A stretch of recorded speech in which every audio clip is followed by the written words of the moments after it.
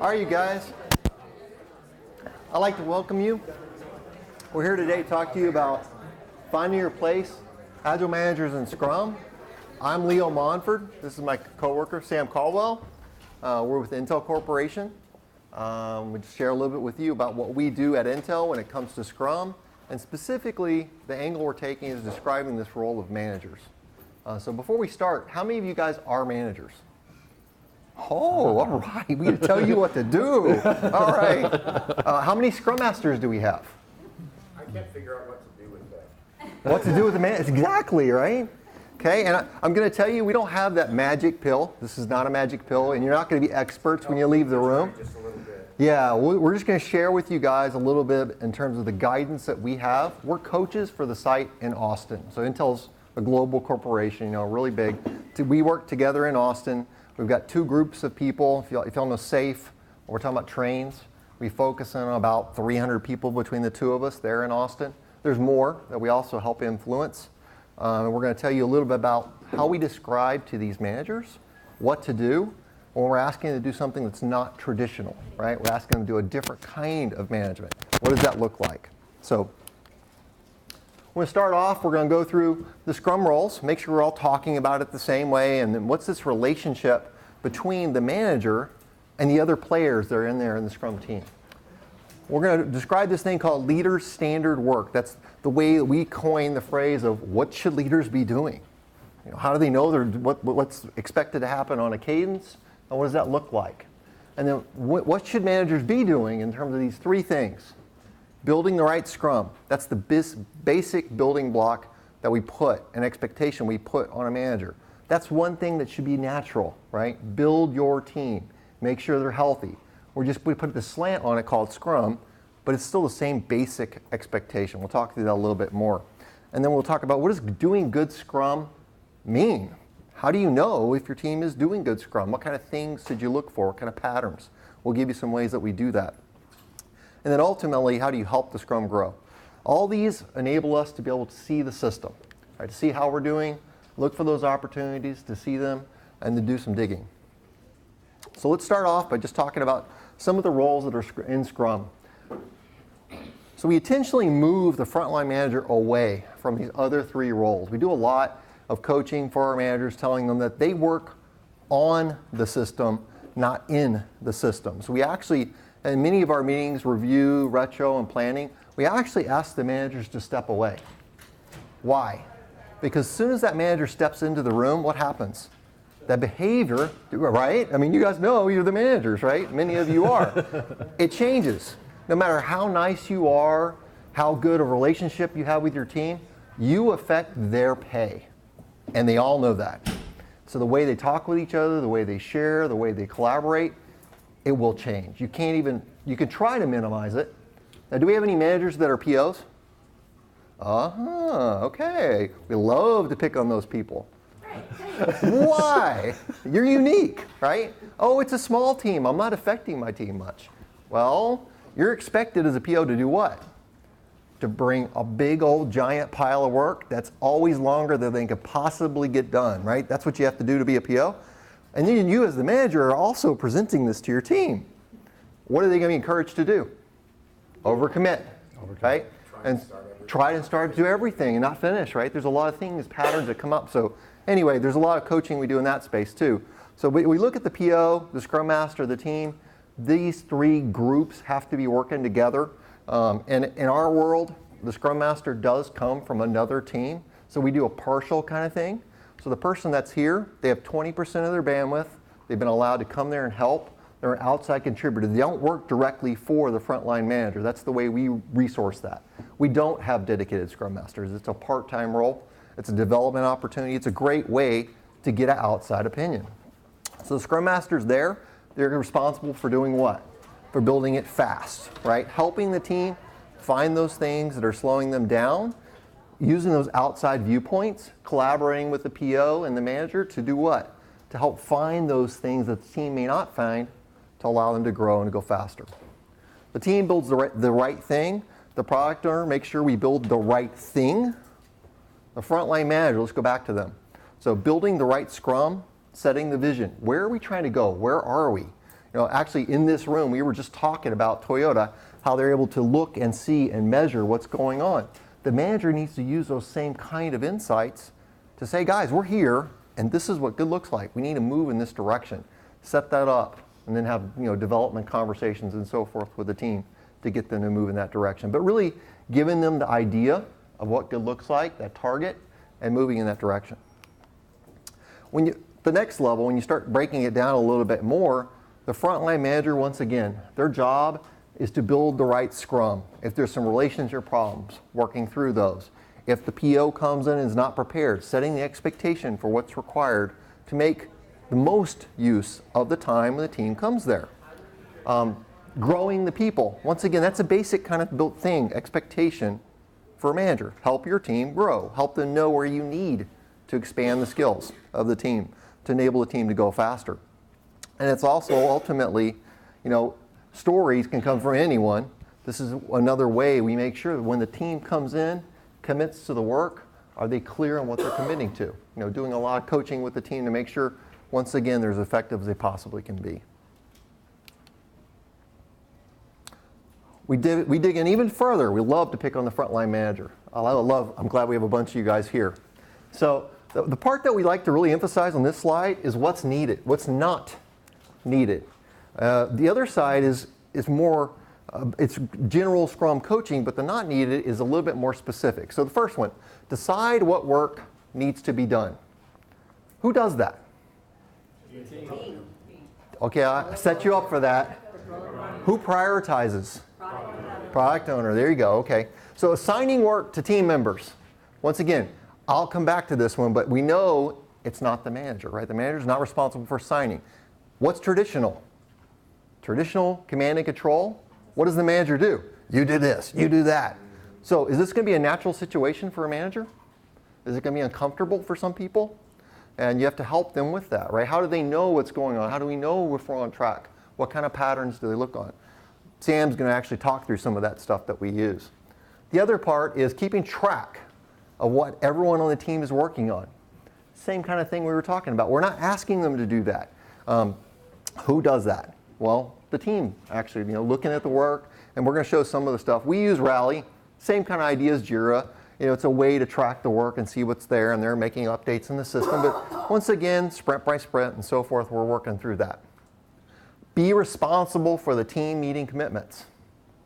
So we know that the manager, the team, everyone together is responsible for the whole. We're not putting that burden directly on the manager. We're putting that on the team. Make commitments about how much the team can do by a certain date. Who does that? The team, yeah. So let's sort of emphasize some of these things around what's needed, some of the things that are a little bit unique in the way we coach it. One of them is around building T-shaped engineers. So this is one of those things, we talk about cross-functional teams and minimizing silos. We have a lot of experts at Intel. That's one way we make money is through our experts. And we talk about if you have a person that is an expert, that could be considered expertise could be an eye, right? You have a lot of depth in one specific area. What we're trying to do, though, is actually develop people and develop teams that are a little bit more balanced. Now, that doesn't mean we're trying to minimize our experts. We absolutely need experts. And we're not trying everyone to become experts in everything. We just need a little bit more balance. So we're asking the manager to help find where those skills are, assess the gaps, and then encourage their teams to help develop those skills and fill it in so you have more balance. Why? That enables your team to go faster, right? As the work comes in, regardless of what the flavor is, you need to understand how your team can or cannot meet those. And you need to be looking ahead to where we may be getting short as the technology changes. Let's see. Another part, vision, right? This absolutely stops and begins with the manager. Where is your team? How do you know? What are you measuring? What are you using to help coach your team on where you need to be versus where you are? How do they understand what those gaps are? Are they helping fill them in, work over time with you? Any questions on any of this?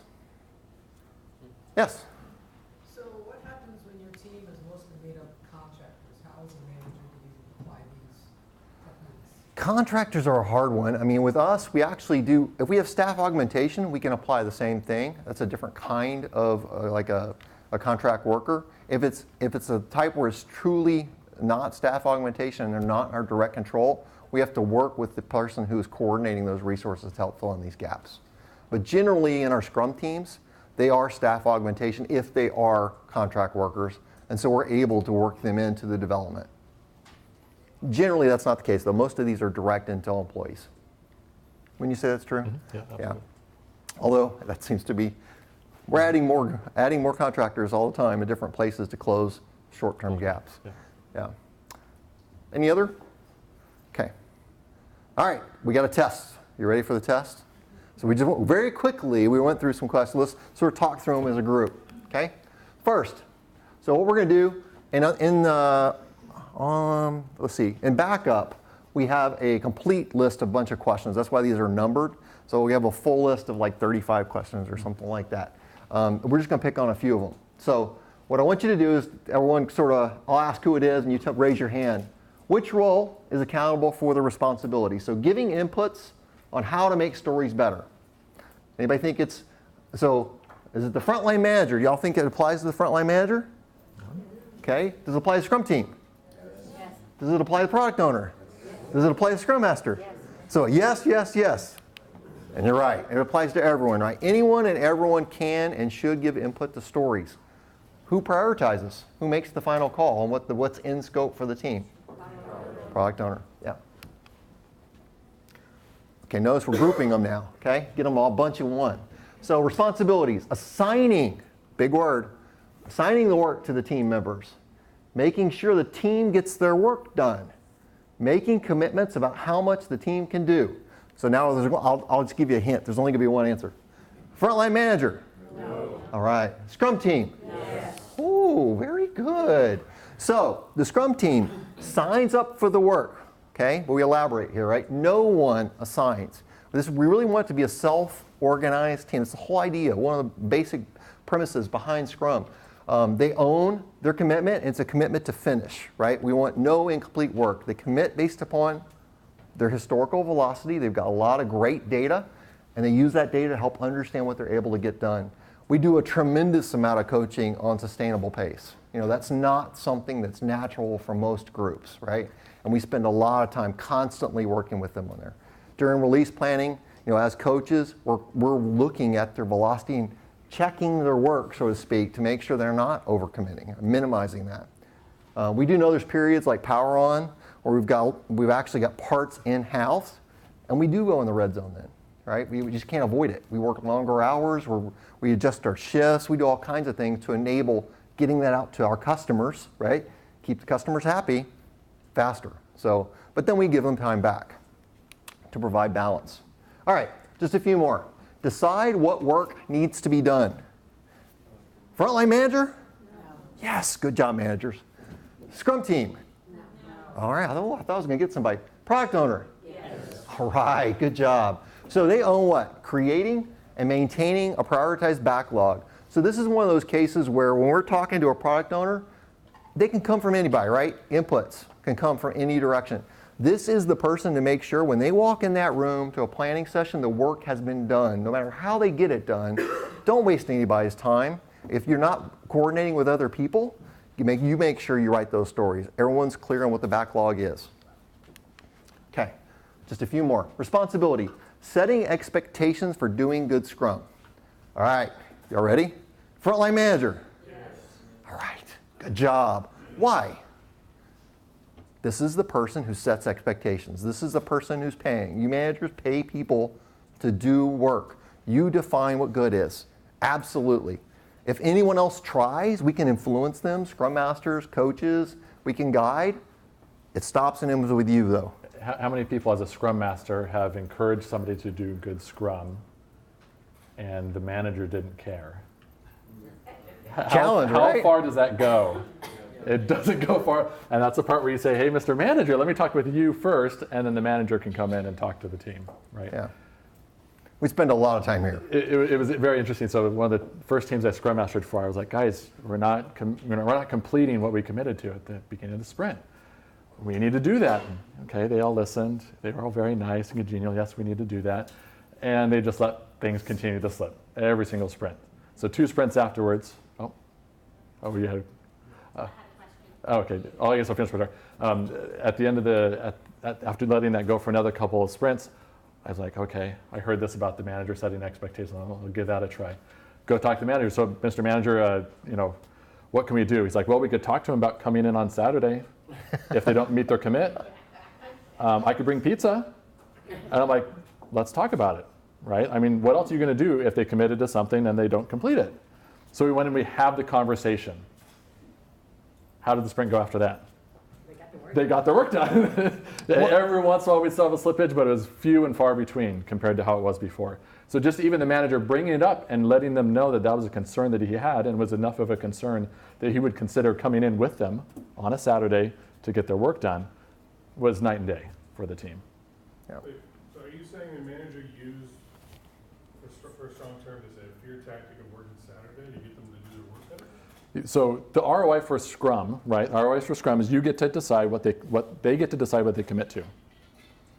But once it's committed, the expectation is that they do complete it, right? Otherwise, everything just continues to push. Sure, but development is a social process with the unknown. So if something does get pushed due to something we didn't know about. Okay, so there is that. That's a different factor. And that's a different factor. You're absolutely Yeah. right. There's something out of our control that really was not expected, then he wouldn't have done it. And that was typically the cause of those pushes that would still happen, off and on after that. And generally, when we have situations where the commit's at risk, it's because of those kind of factors that weren't predictable, right?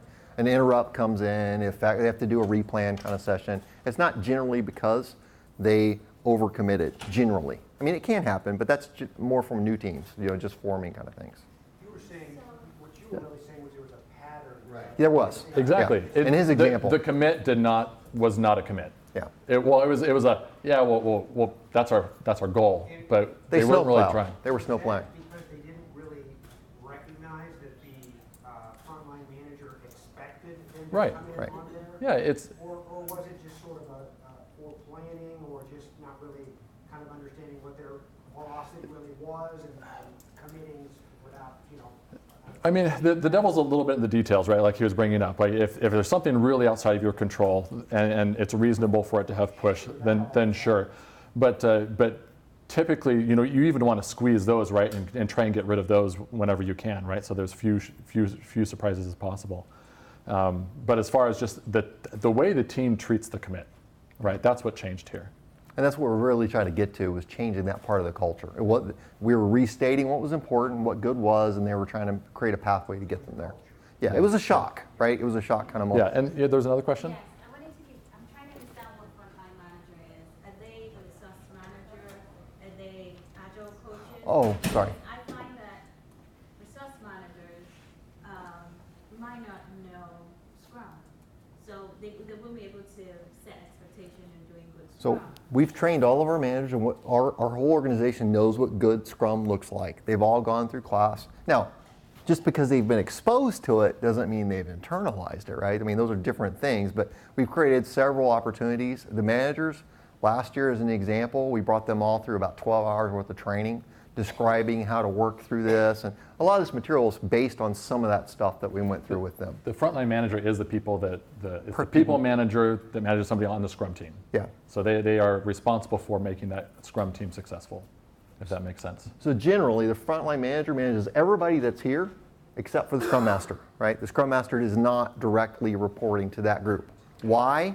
Because it would be hard for them to have that distance, right? They don't have that psychological distance. We definitely create that. And there are Scrum teams that have multiple managers because you have Yeah.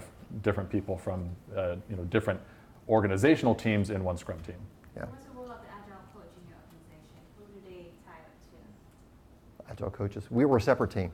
You're separate. Yeah. Okay. Yeah. We're separate. Did you have one more? Oh. Yeah, I do. All right, so say the frontline manager knows Scrum, has set expectations, Yep. the pizza didn't work, the team still doesn't, what happens, you told a great story like, oh yeah, I decided we'll Right, yeah. Saturday, everything worked out. Agreed, yeah. So No, what I absolutely happens agree. if it doesn't work out? Do the Saturday.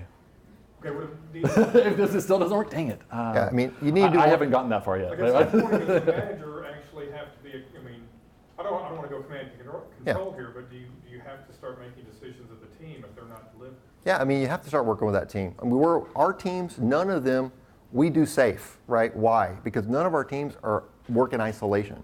There's dependencies across teams. So if that one team can affect the progress of another 120 people, that's a big deal. So we got to make sure they're aware of the consequences of the slip. And then let's say they still are aware, but they're still slipping. We have to actually do an interjection. We get involved, we figure out what's going on in terms of the velocity. We would start working through it with them. We get involved, yeah. And our managers are pretty good. I mean, if they've got a real problem, they ask for help. We're there to help them with these types of problems. How do projects slip? Overcommit. One day at a time, One day is right? It's But one you- user that's story right, at a time. yeah. It's one day at a time, right? one day, one story. I had a question because you made a comment and I just wanted to clarify. Yeah. You said the frontline manager manages all of those roles, Yes. meaning the frontline manager should be organized that way because many agile Yeah. environments that I've seen so far, the product owner was outside of that team and the Scrum Master and the Scrum team and the frontline manager or resource manager. There are So different. describe that for me, would you? So let me describe the way we're doing it. The way we're doing it, we actually have the PO and the front. In most cases, this isn't always the case. There's different cases, but our most common situation is everybody works for the same manager except for the Scrum Master. So the PO works for that manager.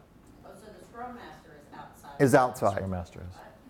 And that way they've got that psychological distance, right? They're more the coach. Yes. Yeah. It's harder if you had a Scrum Master who actually works for this frontline manager, it's harder for them to give coaching about what this team needs to do, right? And who does the Scrum Master work for? A different group. It could be like an example, Like a customer group. Scrum Masters. It could, no, they're not Not dedicated in our Scrum case. Masters. In ours, yeah. It could be an upstream group that provides them input. It could be a downstream group in terms of a customer.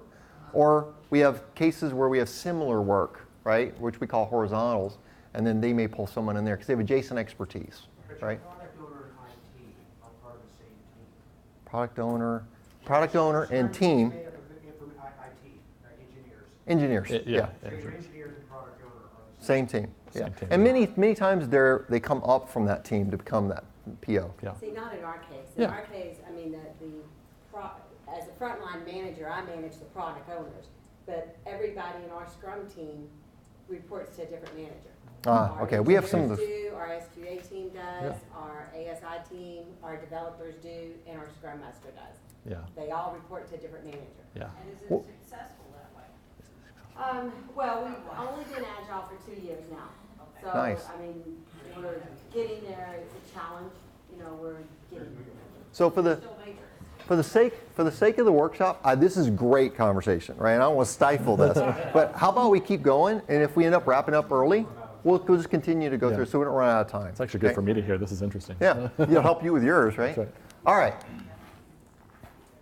Help remove impediments the team is unable to resolve themselves. Frontline manager? So y'all think the frontline manager does do this, right? Depends on the outcome.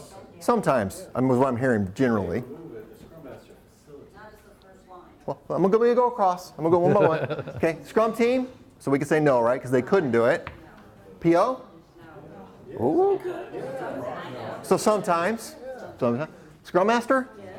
All right, everybody said yes to Scrum Master. So here's what our answer is. Okay, so we actually say clearly a team. This is one of those cases where they're not able to do it, right? So the frontline manager can help. That's definitely a resource, right? Help remove impediments. The PO is another one. Depends upon the type of impediment it is, right? Who is the best fit?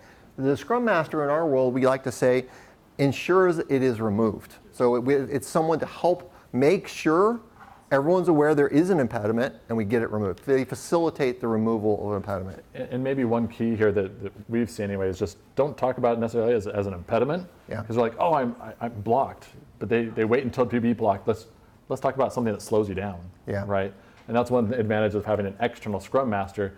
Often you learn that, oh, that's just the norm, right? That for this thing to go slow. If a Scrum Master comes in who's not familiar with the situation, they'll be like, you've been talking about this for 2 days. Is that how fast this is supposed to run, right? And it can ask the dumb questions that raise slowness in the system. And one of the best ways that we've recently done, Sutherland released a book recently. We call it the Red Book. I don't remember the title It's anymore. Jeff Sutherland's Yeah. what- Get twice as much done in half the time or something like that. And it's a great book. If you haven't read it, I do definitely recommend it. And one of the things he talks about there is minimizing your WIP. So what happens, in theory, people are tackling the work in priority order, right? Top, down. When they start chasing and the WIP continues to build and they're not finishing the earlier stories, why? There's some impediment, right? They may not be calling it an impediment. That sounds like I'm saying I've got a problem rather than the work. There's a problem with the work. And so we've had problems with that. So that's one of the things to look for in terms of a pattern.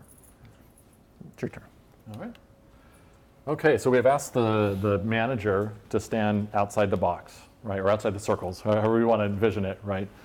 And so how does the manager maintain visibility to help them make sure they're moving fast, right? In a manufacturing situation, you might have a manager go walk the floor, right? They walk the floor and see if the manufacturing line is going fine. So we don't have that luxury unless you want to go walk the cubes and see everybody staring at the screens. Doesn't give you a whole lot, right? So often we love indicators, and so I've been doing Lean Agile for a few years now. Before that, I was all about, we need more visibility. And I always say, we need another indicator. And then we create an indicator, and nobody would know how to use it. I'm like, well, all my indicators need instructions to go with them. And they also need to know what to do when it's bad or good. And so when I came onto this team, they kept talking about this leader standard work. We want our leaders to be performing standard work on a regular cadence. And that's what I wanted.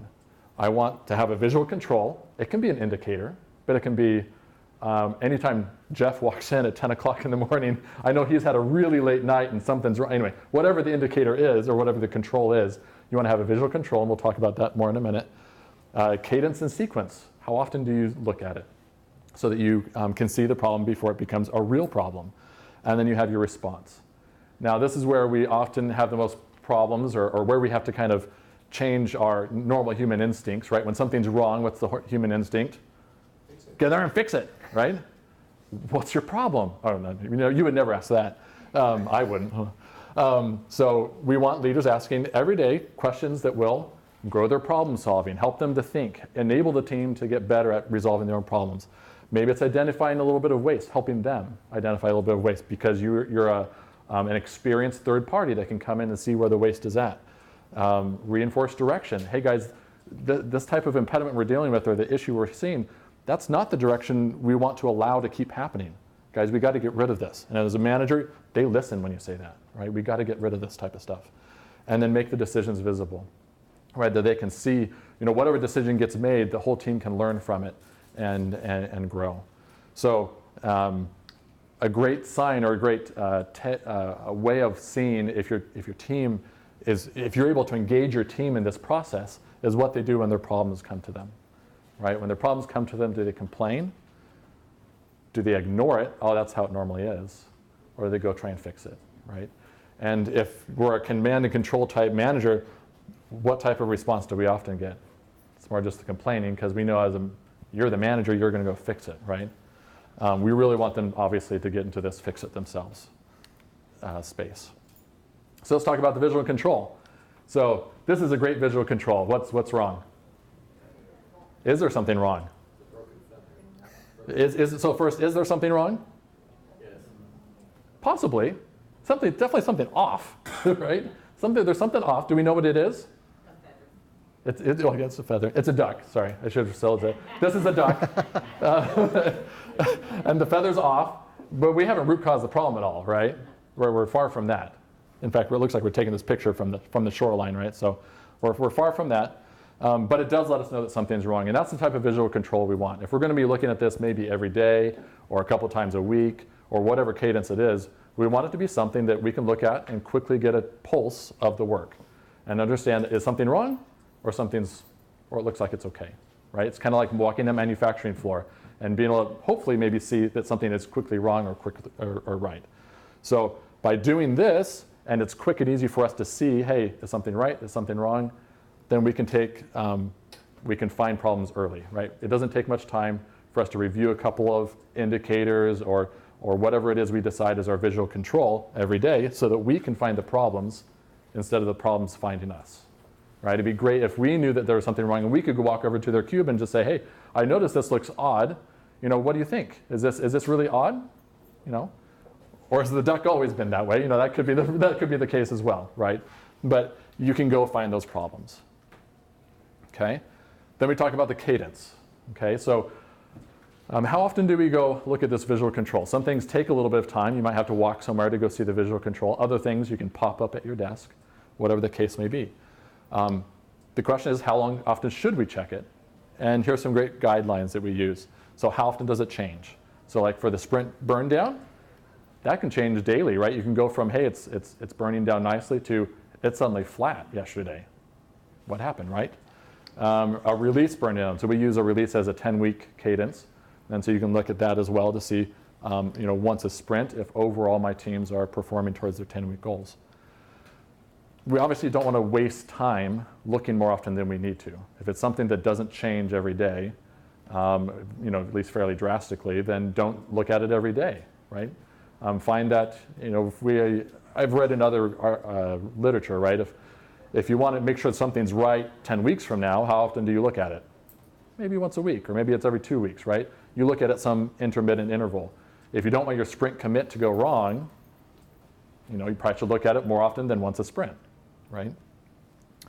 Okay, and then how do we make sure we do it? So just with any change, when should we do it?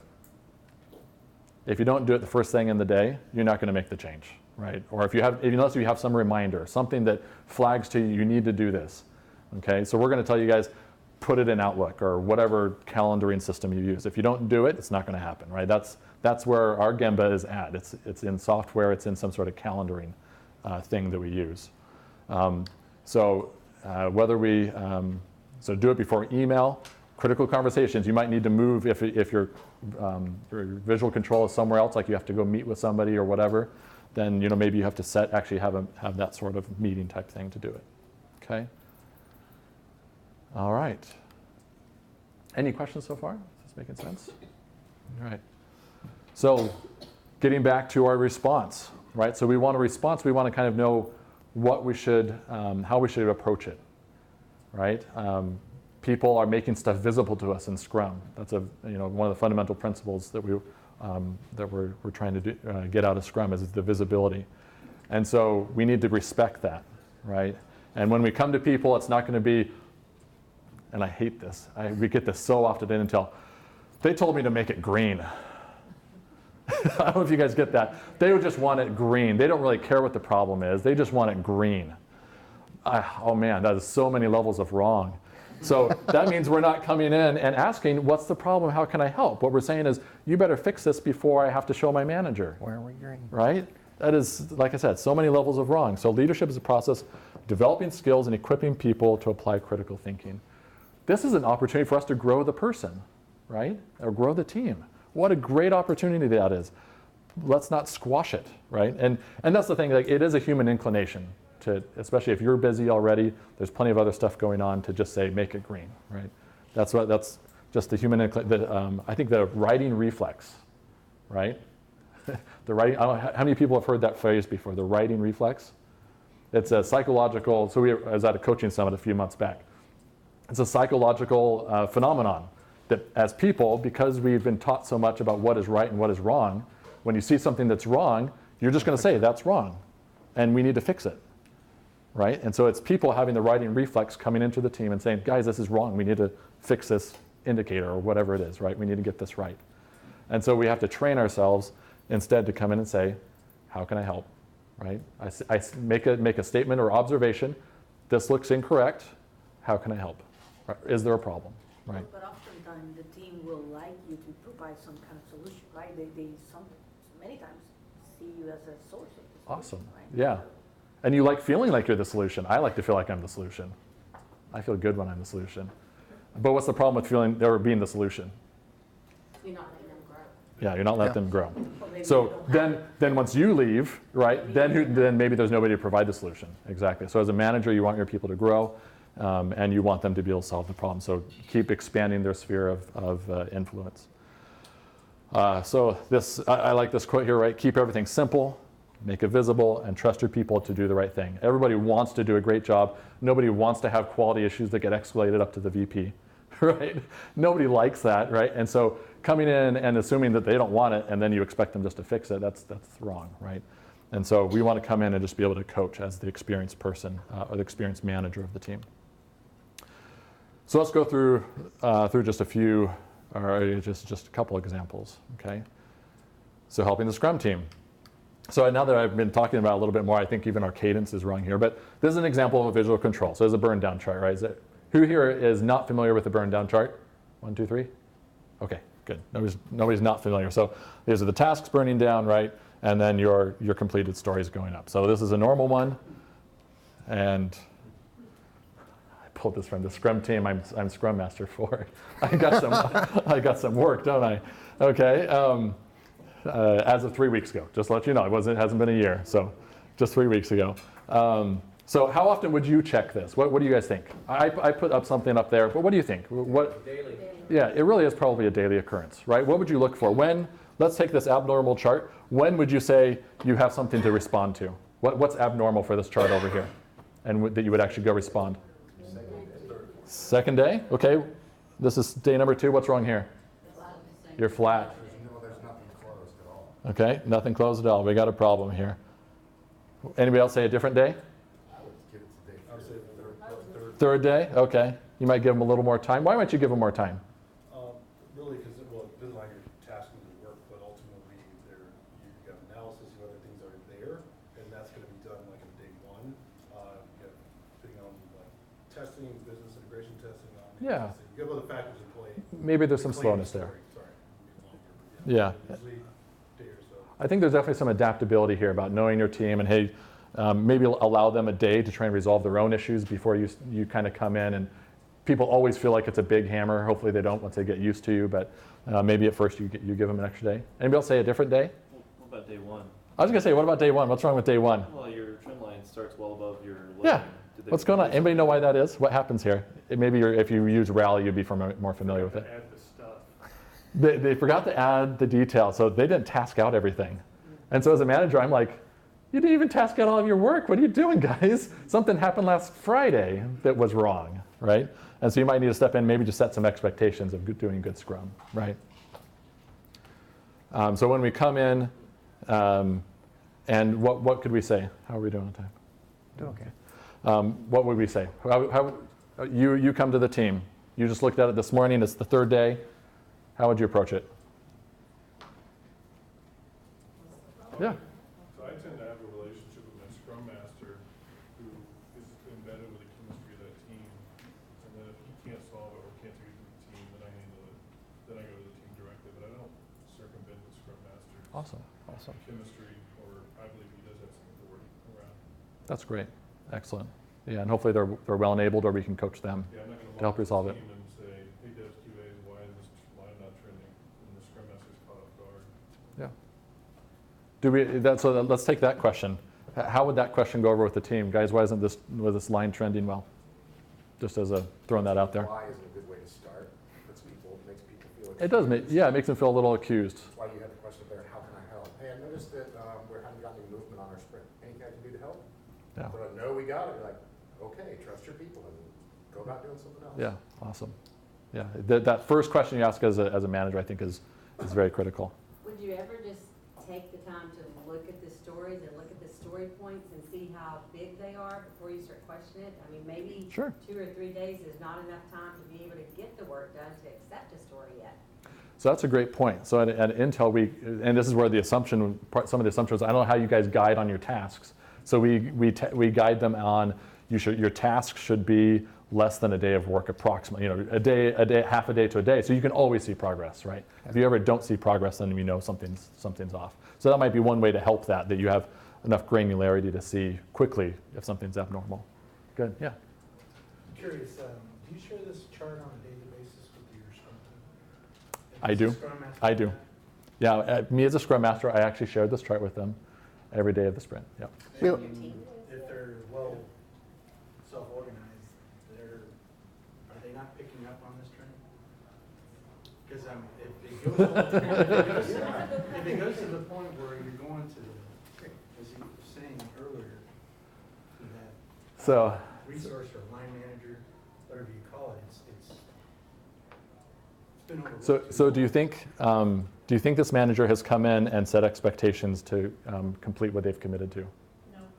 No. I think that team is mature enough. It's part of it too. So this is actually a very, I would say 2/3 of the team is almost brand new to Intel.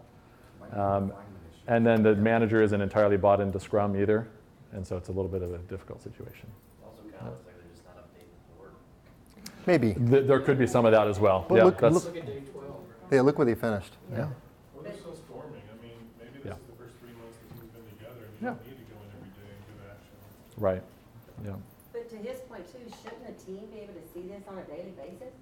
They did. Isn't that visible to the team? They did. You But- have to present it to them, right? It's visible already in the tool. Remember what we're here to talk about, managers. So Okay. is this manager Okay. setting the expectation, and is the team aware that this team cares about this? Maybe, maybe not.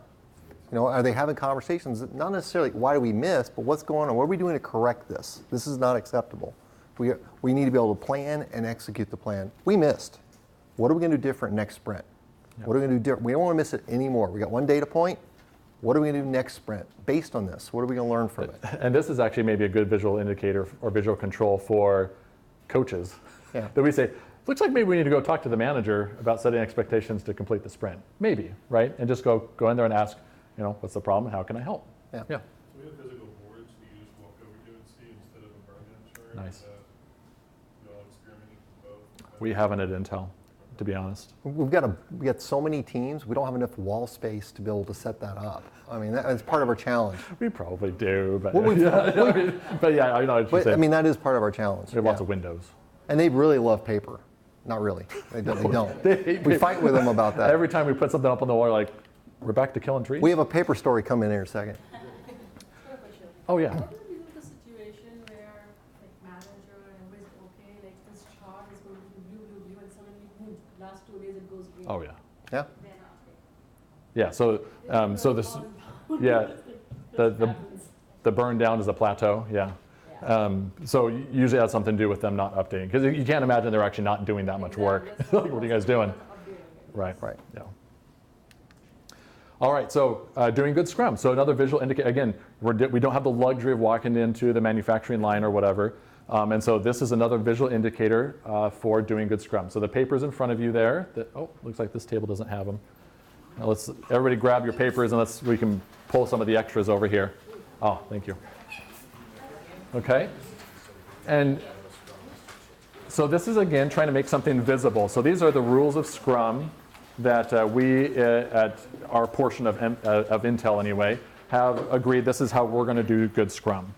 And so what we've said is, here's all the rules we expect you guys to follow, or that consist of good Scrum. And we do want you to do good Scrum, okay? And if you just fill it out, we know it's hard to do good Scrum, so fill it out sprint by sprint. We don't expect you to be perfect. We're not going to, go in here on the first sprint and be like, it's red, make it green, right? That's not the intent. This is often for the Scrum Master to do themselves, or for the Scrum Master to review with the team. Hey guys, how are we doing? So this is for a Scrum Master, not for a manager. Correct. Well, so you can share this with the manager though, and that's kind of where this comes in, is having the Scrum Master fill it out and kind of setting expectations. Hey, these are pretty much the rules I generally want to see you guys following, and then every once in a while follow up. Oh, I see you guys, have some trends, right? Here's some patterns. Team tasks out stories in the planning meeting. Why is that so difficult? Or again, that probably sounds a little accusatory. I see this. How can I help? Is there anything that I can do as a manager to help make sure you guys are enabled to task out your stories and planning, and just have that conversation? Yeah. You call it SUM, is that just the daily stand-up? Yeah, daily stand-up. Yeah, stand-up meeting. And so these are our rules, right? You guys, Scrum is specifically made for you guys to customize it. So we can send an electronic version. If you guys want to email us, we can send you an electronic version. You can modify it, make it look your own. The nice part that I love about this isn't this huge checklist to fill out. In fact, I don't love the fact that it's such a long checklist. But on the other side, it has the reason why you might want to follow that rule and the benefits of it. And I think this is where, yeah. That's the secret sauce. That's the secret sauce. If you have your magnifying glass, you can read all of it. But again, it's an electronic version. That's really where, again, this is Intel, so we use an electronic version much more commonly than a paper version. But you can have the conversation. We're not tasking out stories in planning meeting.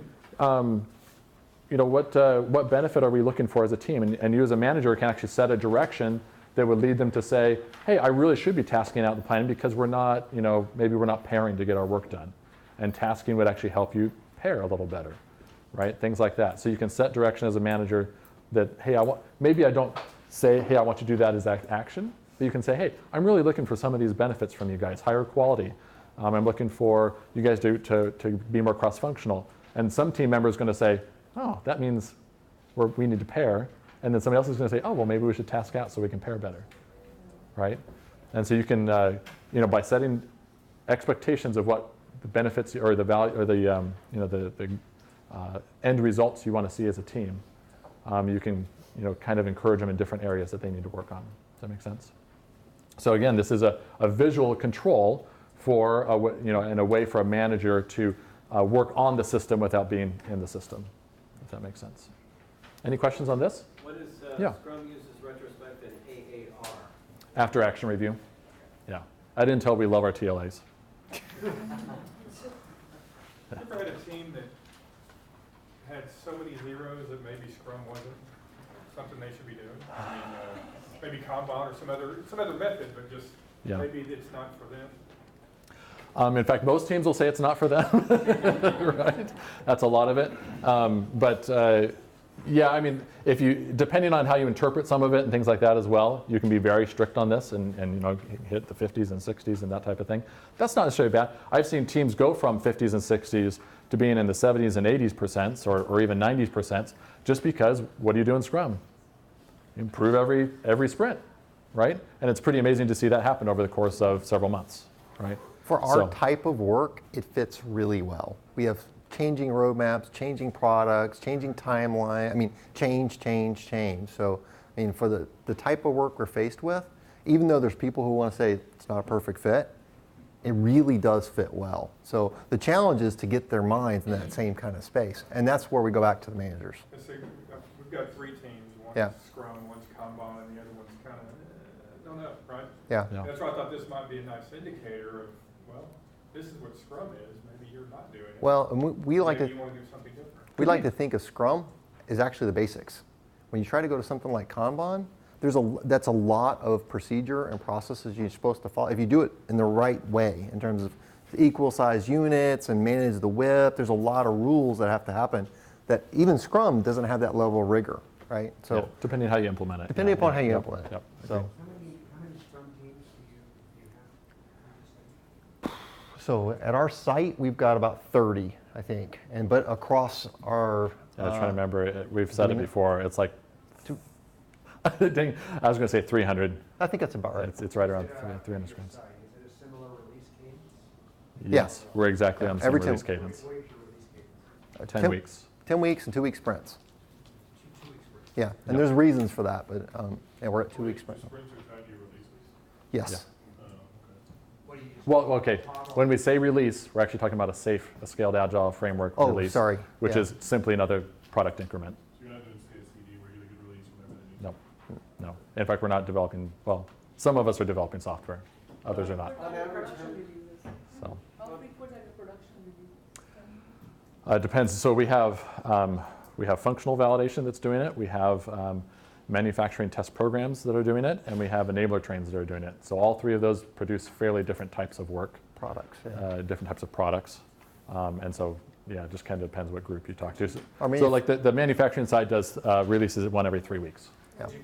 Yeah. We're talk a little bit more, not much about that. You said we're not all producing software, right? I think a lot of people get stuck in this is software and the safest software. Nope, it's It's still anything. anything. So, so validation, so it's not just functional validation, it's also electrical validation and several other types. So we have a very much waterfall system ahead of us, and then they put it on our laps, and we get to test the bejeebers out of it before it goes to product. So usually you have about a year of validation, different types, to get the product to, so we're working within a waterfall system doing agile and safe. On average, how many people do your frontline managers, are they responsible for typically? So they set a standard a while back that they've started to sway, move away from a little bit, but around 9 to 10. Yeah. 9 to 10? Yeah. So a frontline manager just basically manages a single Scrum team? Yeah. Could, or couple. But they mix and match Yeah. some as well. Okay. But I think that's generally the case. Did you want to wrap up the LSW? Yep, let's wrap this. So these are, again, some leader standard work questions. It's along the lines of just kind of making observations and asking general questions about how people think things are doing. Again, trying to avoid the accusations, right? So these are some ways to kind of try to get around that. I don't think all of them are great, but maybe just some suggestions to think about and consider.